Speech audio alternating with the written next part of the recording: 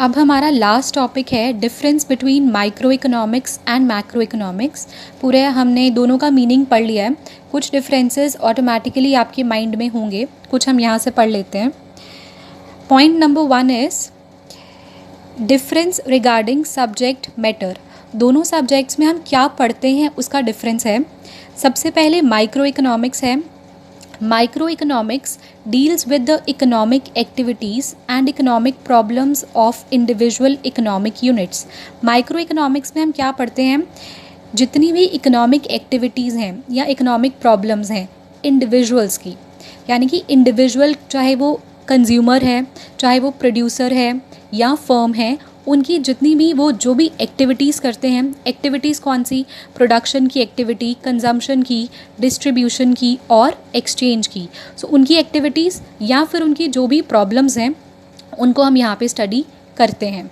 जबकि on the other hand macro economics में हम क्या स्टडी करते हैं, macro economics deals with the aggregates.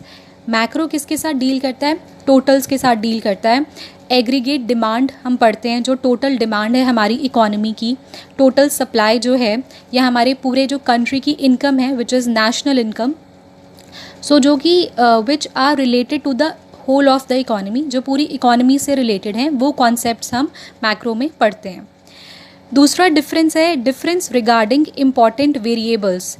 Variables यानी किस तरह की वैल्यूज़ या किस तरह की चीज़ें हैं जो हम माइक्रो में और मैक्रो में पढ़ते हैं। So micro economics deals with the determination of prices.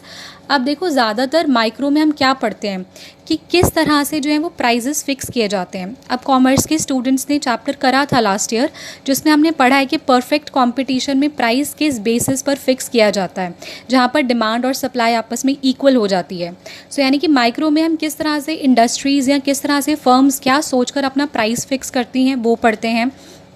And factors of production, factors of production का प्राइस क्या, कोमोडिटीज़ का प्राइस क्या सोच के फिक्स करती हैं, और फैक्टर्स ऑफ प्रोडक्शन का प्राइस, फैक्टर्स ऑफ प्रोडक्शन क्या होते हैं, लैंड, लेबर, कैपिटल, इन सबको किस बेसिस पर इनका जो रेंट है या इनके जो वेजेस हैं वो कैसे डिटर्मिन किए जाते हैं या डिसाइड किए जाते हैं, वो हम माइक्रो में पढ़ते हैं। Therefore the most important variable in micro economics is price. अगर आप देखो तो माइक्रो इकोनॉमिक्स में प्राइस की हम बहुत ज़्यादा बात करते हैं। सो एक तरह से माइक्रो का जो सबसे मेन वेरिएबल है, मेजर वेरिएबल है, वो प्राइस होता है। That is why micro economics को हम क्या बोलते हैं, प्राइस थ्योरी भी बोल सकते हैं। सो एग्जाम में ये आपसे 1 मार्क्स में पूछा जा सकता है कि what is the other name of micro economics. So micro economics जो है वो प्राइस थ्योरी, बिकॉज प्राइजेस जो है वो मेजरली पढ़े जाते हैं इसमें, तो इसको हम प्राइस थ्योरी भी बोलते हैं। वही macro economics deals with the determination of level of employment. Majorly हमने जो मैक्रो में पढ़ना है वो यही है कि एम्प्लॉयमेंट कैसे डिटर्मिन होती है इकोनॉमी में, कैसे डिसाइड होती है इकोनॉमी में। आगे हमने इसका चैप्टर भी पढ़ना है। So therefore the most important variable जो मैक्रो इकोनॉमिक्स में है वो है employment. That is why macro economics को हम क्या बोलते हैं, theory of employment and income भी बोलते हैं।